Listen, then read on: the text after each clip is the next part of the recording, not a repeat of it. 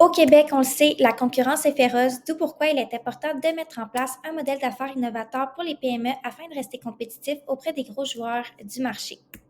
Le commerce de détail Cette-Lac-Mode, c'est quoi? C'est une entreprise familiale en affaires depuis plus de 120 ans qui compte 3 magasins à travers le Québec, soit à Thetford Mines, Disraeli et Sainte-Marie, dans lesquels il y a plus de 86 employés qui travaillent. En fait, on vend des vêtements pour toute la famille, des articles pour la maison, ainsi que des articles de ski. On va vous en parler un petit peu plus tard dans la présentation, mais c'était juste pour vous mettre en contexte un petit peu. Pour ce qui est de la ligne du temps, à partir des années 90, on a fait l'acquisition de notre système d'exploitation qu'on a encore actuellement, qui est le AS400. Ça, c'est en constante évolution. On est toujours en train de le maintenir pour le mettre à jour selon nos différents besoins qui s'ajoutent à nos activités quotidiennes. Ensuite, à partir le début des années 2000, on a vu la création de notre première boutique en ligne statique, Cette-Lac-Oui. C'était aussi le début du courriel, des courriels marketing en ligne. Tout ce qui est en fait marketing plus web, on a vraiment vu une évolution depuis les 10 dernières années. Puis aujourd'hui, presque tout notre marketing se trouve justement en ligne. Donc, c'est pas mal ça pour notre ligne du temps. Le plus gros changement qui a eu un impact sur nous dans les dernières années, c'est évidemment la crise de la COVID-19 en 2019.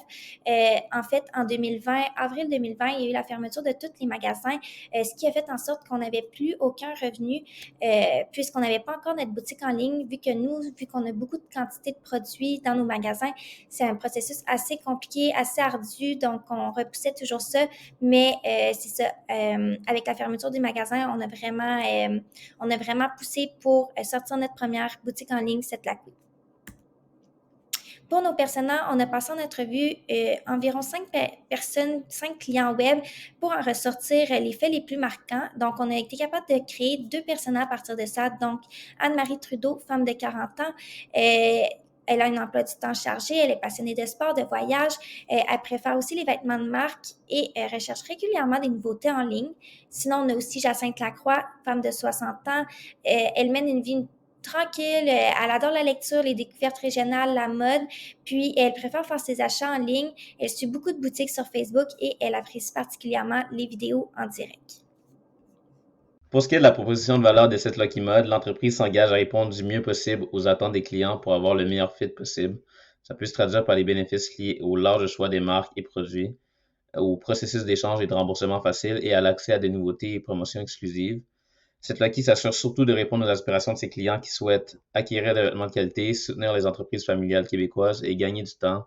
Bien entendu, l'entreprise s'assure de résoudre des problèmes potentiels en informant en temps réel les clients des nouveautés et des promotions, en évitant les frais de livraison inattendus et en offrant une expérience client de qualité. Donc, sa proposition de valeur se traduit en solutions concrètes pour ses clients puisqu'elle sélectionne des marques de renom pour leur qualité. Elle offre la livraison gratuite sur les commandes de 100 $ et plus et elle permet l'accueil gratuit en magasin et des achats en ligne tout en assurant un service clientèle de haute qualité. Maintenant, pour son modèle d'affaires actuel, les personnages de cette Lucky Mode sont la femme de 40 ans et la femme de 60 ans. Sa clientèle cible passe des familles aux clients intergénérationnels âgés de 30 à 90 ans, en passant finalement par une clientèle cible en ligne de 24 à 70 ans. Pour l'entreprise, la confiance, l'esprit familial et le service personnalisé sont au cœur de leur relation avec leurs clients pour favoriser leur fidélisation et leur satisfaction. Cette Lucky utilise une multitude de canaux pour atteindre ses clients, du site web aux réseaux sociaux, à l'infolettre, à la publicité papier, la radio et bien sûr ses 3 magasins physiques. Il collabore étroitement avec des acteurs majeurs tels que Facebook, TikTok, Instagram, PrestaShop, Klaviyo et ses 1300 fournisseurs de vêtements pour offrir une bonne expérience à ses clients. L'entreprise a des activités clés dans divers domaines allant des achats de vêtements à la gestion de services à la clientèle. Leurs activités comprennent des experts en UI, UX, des développeurs web, des intégrateurs web, des créateurs de contenu, ainsi que des employés dédiés à la préparation des commandes, qui sont tous des ressources clés pour leur succès. Ils ont quand même beaucoup de coûts à considérer comme l'hébergement, la main-d'œuvre, la livraison, des dépenses administratives et des coûts de marchandises vendues et les frais liés à l'entrepôt. Et leurs revenus proviennent principalement des ventes en magasin qui représentent 96% de leur chiffre d'affaires, tandis que les ventes en ligne contribuent seulement à 4% de celui-ci. Donc si on se concentre maintenant sur l'environnement de l'industrie, on peut voir qu'il y a eu une évolution significative du commerce de détail, puisqu'effectivement, avec la pandémie, les avancées technologiques, les consommateurs ont dû changer leurs habitudes d'achat. Il y a aussi eu une multiplication des stratégies numériques pour les entreprises, puisqu'en effet, les entreprises vont chercher à être présentes là où les clients le sont. Pour ce qui est aussi des blogs et des réseaux sociaux, ils sont de plus en plus présents dans le commerce de détail. Donc les organisations veulent en fait de plus en plus satisfaire le client, obtenir son avis pour lui proposer par la suite des produits qui correspondent à ses besoins. Et enfin, le commerce expérientiel qui est la nouvelle tendance de nos jours. Donc on peut par exemple parler des bornes interactives dans les magasins physiques ou encore la technologie d'essayage virtuel sur les sites transactionnels.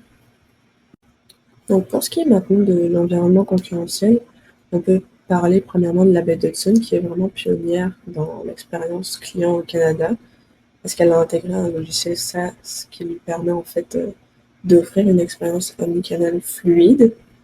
Elle figure aussi parmi les premières entreprises au Canada à avoir lancé son programme de fidélité. Et d'ailleurs, il n'y a pas si longtemps, elle a aussi ajouté une mission où le client va créer un ensemble de la tête aux pieds avec les items de la baie d'Hudson. Ça va donc montrer que l'entreprise est vraiment engagée envers la satisfaction de sa clientèle. Comme deuxième exemple qu'on a appris, c'est Simons, donc une entreprise très reconnue au Canada.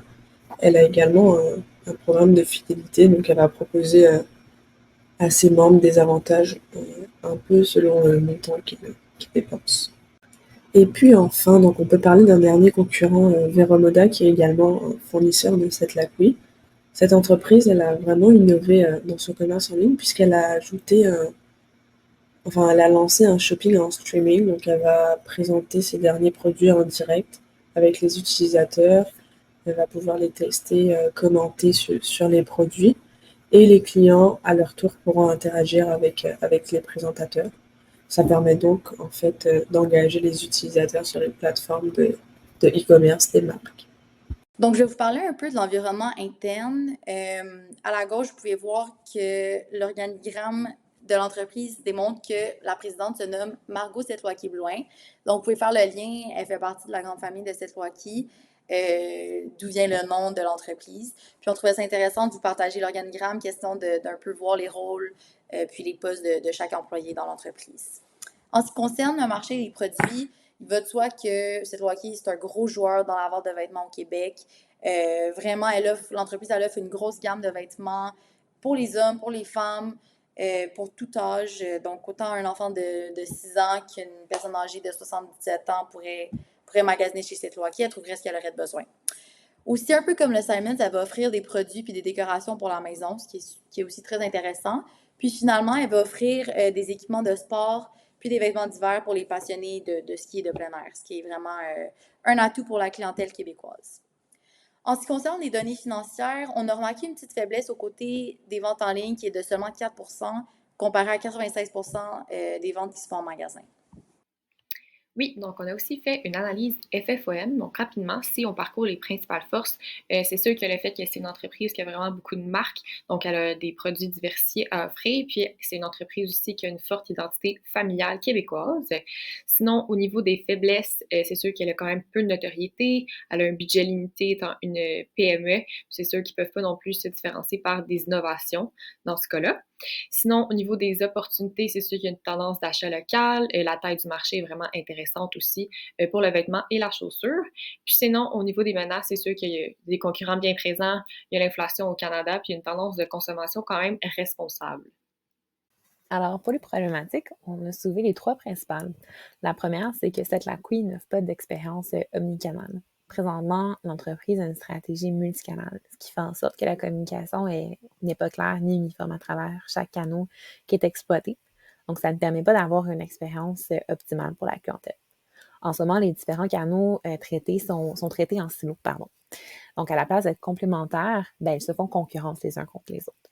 Si on prend un exemple, un client qui irait directement en boutique ou bien qui va faire ses achats en ligne va ultimement avoir une expérience totalement différente. La seconde problématique, c'est que l'entreprise a une faible visibilité puis il y a des opportunités numériques qui ne sont pas saisies. Malgré que Setlwacky est une entreprise bien de chez nous, elle reste quand même méconnue par plusieurs Québécois. De plus, elle a de très gros compétiteurs comme Simons ou Labé. Donc, ça reste difficile pour l'entreprise de se différencier puis de tirer son épingle du jeu. Avec sa faible présence en ligne, ben, les clients ou les futurs clients peuvent tout simplement passer à côté puis aller directement chez les concurrents pour des produits ou des promotions que cette Lacqui pourrait avoir. Pour terminer, la troisième problématique, c'est la santé financière de l'entreprise elle-même. Donc, on le voit avec l'inflation et les taux d'intérêt qui augmentent, ben, les consommateurs se préoccupent de plus en plus de leurs finances personnelles. C'est un aspect qui est non négligeable et qu'il faut prendre en considération. En plus, en ayant une faible visibilité en ligne, mais l'entreprise a de la difficulté à rivaliser avec les compétiteurs, ce qui nous amène à penser que la santé financière de cette Lacqui pourrait être à risque dans le futur. Donc, pour répondre à ces 3 problématiques, on a pensé à plusieurs recommandations. La première étant d'opter pour une stratégie omnicanal pour vraiment offrir une expérience client optimisée. Donc, pour ce faire, on avait pensé à un système CRM, donc pour vraiment mieux comprendre et répondre aux besoins spécifiques de la clientèle. Ça pourrait s'exprimer, par exemple, par une expérience d'achat qui est plus personnalisée, par des offres et des produits personnalisés justement en fonction des préférences de la clientèle. Puis on aurait vraiment une vision 360 du parcours client. Ensuite, la deuxième recommandation, c'est plus pour la stratégie numérique. Donc, ce serait de mettre en place une stratégie numérique pour attirer les clients et les fidéliser. Donc, par exemple, on avait pensé à un programme de parrainage pour encourager justement les clients existants à parler de la marque puis attirer des nouveaux clients. Donc, ça serait un peu une stratégie gagnant-gagnant. Sinon, on avait pensé aussi à un programme de fidélité pour augmenter le taux d'engagement des utilisateurs, puis aussi à inviter les clients à mettre des avis sur les produits, sur le site Internet, parce qu'on sait que ça peut être quelque chose qui est vraiment souvent consulté dans le processus d'achat des clients. Sinon, la troisième recommandation, ça serait de varier les sources de revenus et sauver des coûts. Donc, comment qu'on pourrait faire ça? Ça serait, par exemple, en générant des revenus publicitaires sur le site web. Donc, les partenaires ou les fournisseurs paieraient l'entreprise pour avoir des publicités sur le site, de sorte à ce que les utilisateurs puissent aller sur des pages qui parlent spécialement de ces fournisseurs-là, par exemple, et un peu mousser les ventes de ces fournisseurs-là. Donc, ça générerait des revenus supplémentaires. Sinon, on avait pensé aussi à l'adoption d'outils d'intelligence artificielle générative qui viendrait augmenter la productivité à l'interne. Donc, on viendrait sauver des coûts d'une certaine façon. Et aussi un système PIM, donc un Product Information Management, qui pourrait vraiment venir aider au niveau des informations sur les produits, parce qu'en ce moment, c'est vraiment fait à la mitaine par les employés et les intégratrices web. Donc, on pourrait vraiment venir améliorer la productivité aussi à ce niveau-là avec un système comme ça. Donc, on va terminer notre présentation avec le modèle d'affaires amélioré de l'entreprise. Notons que le premier modèle d'affaires va vraiment venir s'ajouter à celui-ci. Donc, il va y avoir certains éléments qui vont rester similaires, tels que les partenaires clés et les canaux. En ce qui concerne les activités clés, on va vraiment miser sur une personnalisation de l'expérience d'achat en ligne pour le client. Question de lui offrir des produits qui sont plus personnalisés pour lui, selon soit ses préférences ou des achats antérieurs. On va vraiment venir miser sur ça pour proposer une valeur ajoutée à notre offre de service. Puis, pour ce faire, on va intégrer des logiciels tels que celui du chatbot, le CRM, puis le PIM. Bien que ces logiciels-là vont engendrer certains coûts, on s'attend à une augmentation jusqu'à 30% du côté des ventes en ligne. Donc, avant, nos ventes étaient à 4%. Puis là, on s'attend à ce qu'elles montent jusqu'à 5,1% du chiffre d'affaires. Donc, il y aurait une petite augmentation de revenus de 1,1%. Puis oui, ça a l'air petit, mais il ne faut pas oublier que la majorité des ventes se font vraiment dans les magasins physiques. Donc, ça reste quand même une belle amélioration aux côtés des ventes en ligne. Puis finalement, en ce qui concerne les segments de marché, bien, ils vont rester un peu pareils que celui du premier modèle d'affaires. Donc, la clientèle cible, au lieu d'être de 20 à 90 ans, on va vraiment miser sur une clientèle un tout petit peu plus jeune. Donc, question de vraiment viser des individus qui consomment plus en ligne. Puis, on va aussi aller rechercher le Grand Québec, donc la population résidente dans la ville de Montréal, puis de Québec. Comme ça va nous permettre aussi de rejoindre un public qui n'est pas nécessairement proche des magasins physiques de l'entreprise. Donc, voilà, ça fait le tour de notre présentation. Merci de nous avoir écoutés, puis on est prêt pour vos questions.